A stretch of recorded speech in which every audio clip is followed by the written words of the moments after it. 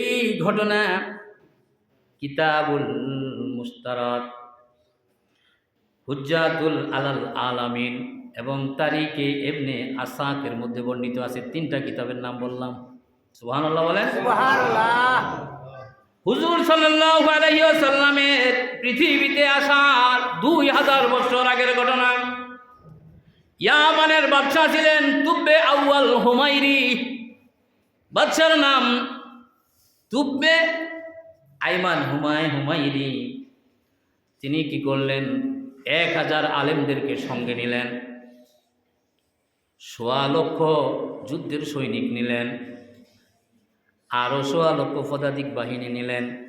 তিনি নিয়ে পুরা আরব নগরে ঘোরার জন্য একবার রওনা করলেন, বাইর হয়ে গেলেন। তারিখে ইবনে আসাকির ভিতরে বর্ণনা করেন, তুব্বে আউয়াল হুমাইরি এই বাদশাহ নবীজির আসার বহু আগের ঘটনা। আরব নগরে যখন বের হয়ে গেলেন, বের হতে হতে তিনি মক্কার কাছাকাছি চলে গেলেন। তখন তিনি আশ্চর্য হয়ে গেলেন যে এই দেশের মধ্যে যায় এত বড় বিশাল বাহিনী আসতে দেখে সব মানুষ ঘর থেকে বের হয়ে যায়, তাদেরকে হালান সাহালান জানায়, তাদেরকে সুস্বাগত জানায়, পারলে কিছু দেয়, তাদের কাছ থেকে কিছু নেয়। এইভাবে একটা কৌশল বিনিময় করেন। ঘোরার প্রতি তার একটা নেশা ছিল, কিন্তু মক্কার কোনো মানুষগুলো তার কাছে আসে না, মক্কার কোনো লোক ঘর থেকে বের হয় না। তখন তিনি আশ্চর্য হয়ে লোকদেরকে ডেকে বললেন, কারণ কি?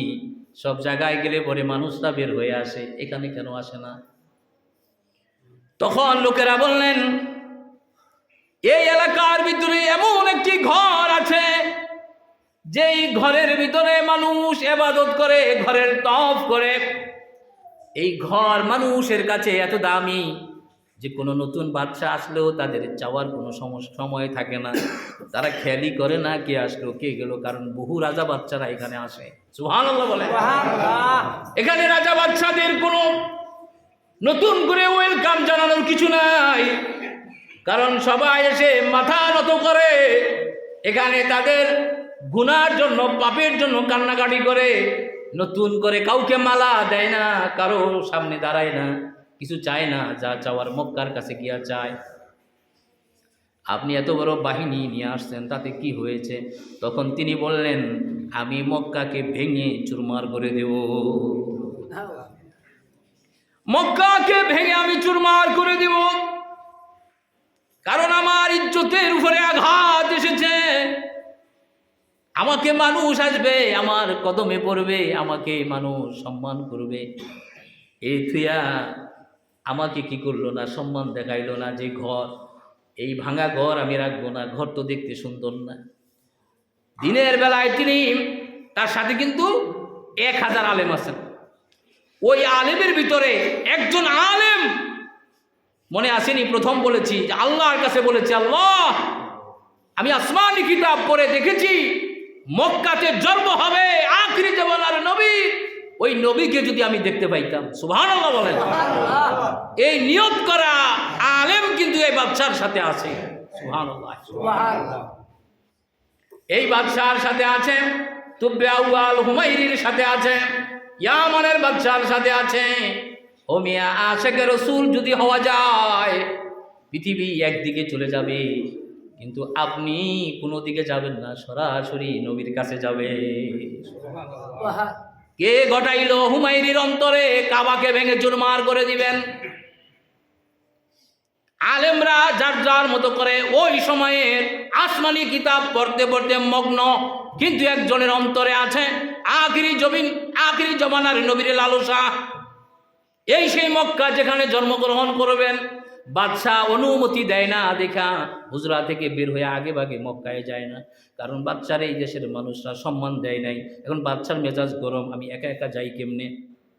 এজন্য তিনি চুপচাপ আছেন, খুঁজে বের করবেন কোথায় জন্মগ্রহণ করবেন। কিন্তু ব্যাপার কি, 2000 বছর আগের ঘটনা, কেমনে তিনি বের করবেন? কোন দলিল দিয়া, কোন কাগজপত্র দিয়া বের করবেন? কোথায় জন্ম হবে, কোথায় তিনি থাকবেন, কোথায় খাবেন, কোথায় যাবেন, কোথায় তার হায়াত আর তার মৌতের জিন্দেগি কোথায় শেষ হবে, কেমনে তিনি জানবেন? ও মিয়া 2000 বছর আগের ঘটনা কেন, 2000 নয় 2 লাখ বছর আগের মানুষও যদি আল্লাহর কাছ থেকে জানতে চায়, আল্লাহ 1 সেকেন্ডের মধ্যে জানাইয়া দিতে পারে।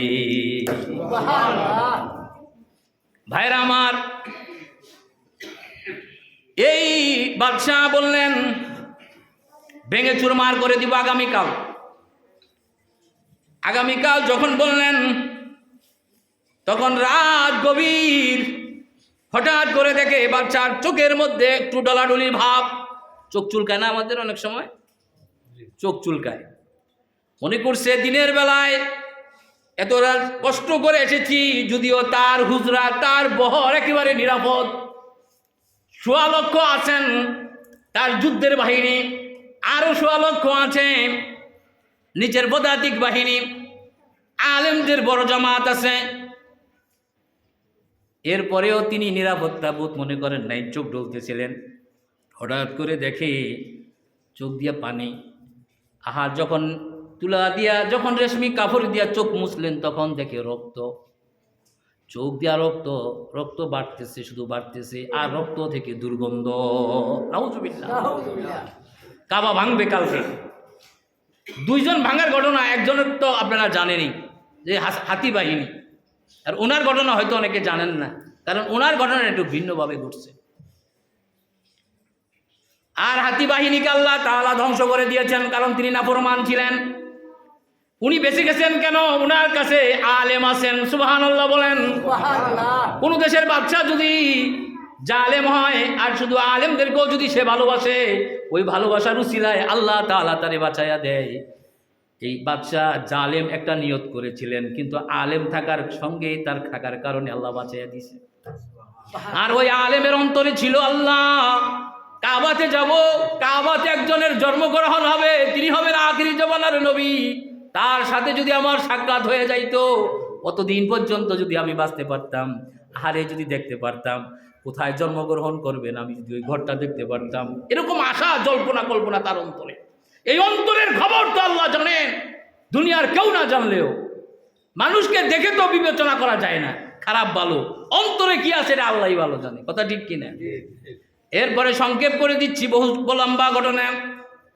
তারপরে সকাল, এই রাতের বেলায় চোখ দিয়া রক্ত পড়া শুরু করে দিল। আমি 3টা কিতাবের নাম বলেছি, কোনো ঘটনা সাধারণ কোনো ঘটনা নয়।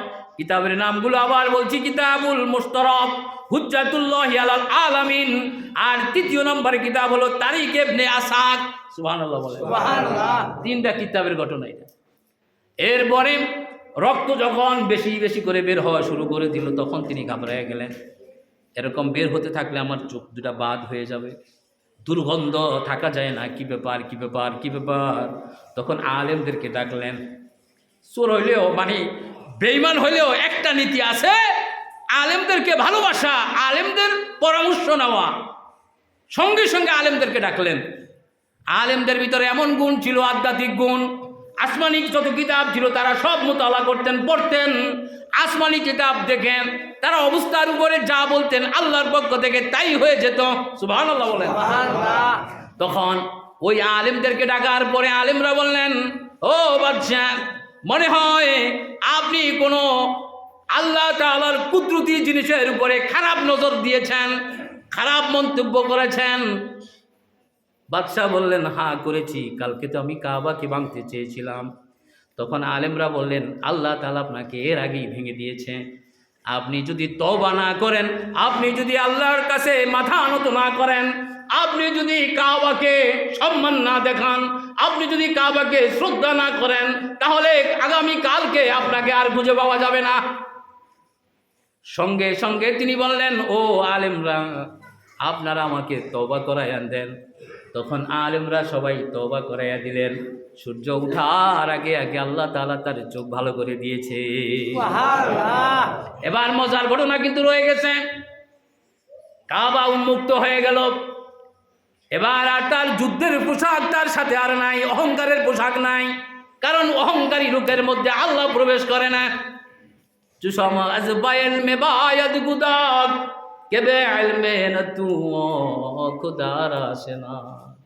আপনাদের সময় বড় দামি সময়।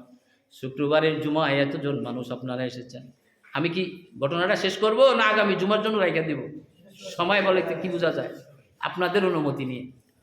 এরপরে তিনি কি করলেন, সংক্ষেপ করে বলছি, কাবা শরীফ তওয়াফ করলেন, সম্মান দেখালেন, কাবাকে ভালোবাসলেন, আলেমদেরকে সাথে নিলেন, তওবা করলেন, আল্লাহ তার তওবাকে কবুল করল। এবার ওই আলেম তওয়াফ করতে করতে তার সাথে বাচ্চার সঙ্গে একাকভাবে দেখা হয়ে গেল। তখন বলে, বাচ্চা আপনি কি কিছু দেখেন? বলে, না আমি তো কিছু দেখি না। তখন তিনি বললেন, আমি এই পুরা মক্কার ভিতরে একটা গ্রান পাইতেছি, আখিরি জমানার নবীর গ্রান পাইতেছি। সুবহানাল্লাহ। উনি কিন্তু আশা করে আসছেন, আল্লাহ তাআলা তাকে ওই গ্রানে গ্রানে নবীর জন্মের জায়গা, যেখানে তার জন্মভূমি, ওই জায়গার মধ্যে নিয়ে গেলেন। ওই জায়গার মধ্যে নিয়ে যায়া তখন তিনি কি করলেন, ওই জায়গার মাটিকে চুম্বন করলেন। ওই মাটিকে চুম্বন করার সঙ্গে সঙ্গে মাটির ভিতর থেকে দুটা গ্রান পাইলেন। ব্যাপার কি দুটা গ্রান কেন? একটা মাটি থেকে দুটা গ্রান আসে কেন? আপনারাও জানবেন না, আমিও জানি না, না পড়ার পরে তো জানছি। এরপরে তিনি এই দুটা গ্রান নিয়ে খানায় কাবার চত্বরে আবার তওয়াফ করলেন। আল্লাহ, আমি তো পেয়ে গেছি আমার নবীর জন্মের জায়গাটা আমি পেয়ে গেছি, কিন্তু এখন দুটা গ্রান কেন? ইতিপূর্বে তো আমি একটা গ্রানে মোহিত ছিলাম, দুটা গ্রানের খবর আমাকে দিয়ে দেন। তখন আল্লাহ তাআলা বললেন, ও আশেকে রসুল আমার, ও আশেকে রসুল আমার বন্ধুর পাগল রে, দুটা গ্রান হলো নবীর জন্ম এখানেই হবে, কিন্তু নবীর শেষ সময় হবে মদিনাতে। এবার তিনি বাচ্চাকে পরামর্শ দিলেন, ও বাচ্চা চলেন আমরা মদিনার নগরে যাই। বলে, সেখানে কি? বলে, হ্যাঁ চলেন, সেখানে চলেন।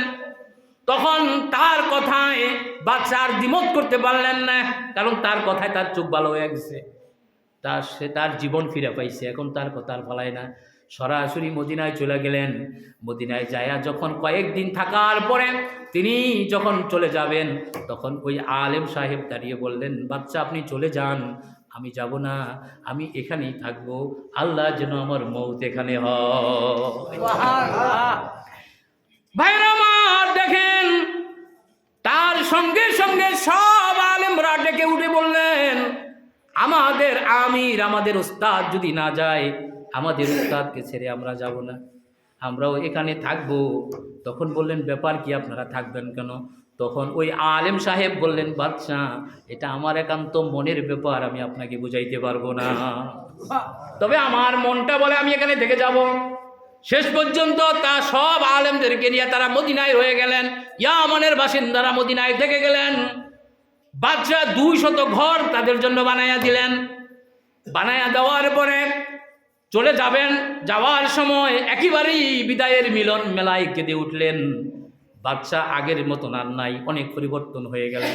তখন ওই আলেমকে একা জায়গায় নিয়ে বললেন, খুদার কসম, ওই মক্কার কসম, মদিনার কসম, যে আশা আপনি লালন করছেন ওই আশার কসম, আপনি কেন থাকতে চান আমাকে বলেন। তখন তিনি বললেন, আমি যখন মক্কাতে দুটা গ্রান পেয়েছিলাম, খানায় কাবার চত্বরে আমি যখন কেঁদেছিলাম, তখন আল্লাহ তাআলা আমাকে জানিয়ে দিয়েছে নবীর জন্ম হবে মক্কাতে, হিজরত হবে মদিনাতে। আমি মদিনায় এসেছি, আমি মদিনায় থেকে যাব। এই মদিনার অলি গলি দিয়ে নবীজি যখন হাঁটবেন, তখন নবীর কদম মুবারক থেকে ধুলা উড়বে, আর ধুলা উড়ে যদি যায় আমার কবরের উপরে পড়ে, আমার জীবন ধন্য হয়ে যাবে। আমি কবরে আমার নবীর ধুলার গ্রানটা নিতে চাই। ও বাচ্চা, এজন্য আমি মদিনায় থাকতে চাই। সুবহানাল্লাহ। তখন তিনি বললেন, ওই বাদশা বললেন, তাহলে আমার একটা দাবি আপনি মেনে নেন, আমি একটা চিঠি আপনার হাতে লিখে যাব, আর একটা দোতলা ঘর আমি নবীর জন্য বানাইয়া দিয়া যাব।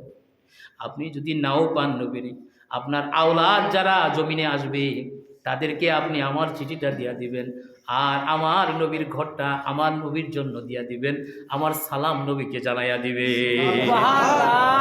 চিঠির ভিতরে লেখা ছিল, আসসালাতু ওয়াসসালামু আলাইকা ইয়া রাসূলুল্লাহ। এখন আপনার আমার এই সালাম দিতে কষ্ট হয়, কিন্তু নবীর আসার 2000 বছর আগে এই সালাম দিয়া মানুষ জান্নাতে চলে গেছে। সুবহানাল্লাহ, সুবহানাল্লাহ। এই সালাম দিয়া নবীর জান্নাতে চলে গেছে। তার চিঠির ভিতরে ছিল, আসসালাতু ওয়াসসালামু আলাইকা ইয়া রাসূলুল্লাহ, আমি একটা নগণ্য অধম গোলাম, আমার তুব্বে আউয়াল হুমায়রি আমার নাম। আমি আসমানে কিতাব পড়নেওয়ালা আলেমকে ভালোবেসে বিশ্বাস করে আপনার আগমনের খবর পেয়ে আমি কালেমা পড়েছি, মুসলমান হয়ে গেছি। আপনি আমার চিঠি গ্রহণ করবেন, আমি আপনার উম্মত হয়েছি, উম্মত হিসাবে গ্রহণ করবেন। এরপরে আমার চিঠি গ্রহণ করে আমার বাড়িতে আপনি থাকবেন। ভাইরা আমার, কিতাবের মধ্যে আসছে নবীজি পৃথিবীতে আসার আগে একজন উম্মত নবীর, যার নাম হলো হুমায়রি। এই বাচ্চার নাম আল্লাহ তাআলা নবীর উম্মতের, নবীর আসার আগে, জমিনে আসার আগে, নবী তো আগের থেকেই নবী, এজন্য নবীর উপরে ঈমান আনছেন আর তিনি উম্মত হয়ে গেছেন। আল্লাহ ঘোষণা দিয়েছেন নবী 40 বছর পরে নবুয়তি পান নাই, এটা প্রকাশিত হয়েছে, কিন্তু তার আগেই নবী, নবী সুবহানাল্লাহ বলে, তার আগেই নবী, এজন্য আগে নবীর উপরে ঈমান আনছে, নবীর উম্মত হয়ে গেছে। এবার দেখেন ওই জায়গায় নবীর এই সব আশিকদের কবর হয়েছে। নবী পৃথিবীতে আসছেন, নবী মক্কায় আসছেন, মদিনায় আসছেন, এসে ওই আলেমদের কবরটাকে জান্নাতুল বাকি বানায়া গেছে। আর কোনো চিন্তা আছে? রসুলের আশেক হন, রসুলের আশেক হইলে পরে আল্লাহ তাআলা আপনাকে, আমাকে, সবাইকে এইভাবে রসুলের সাক্ষাৎ পাওয়া দিবেন। বলেন আমিন। আমা তৌফিক।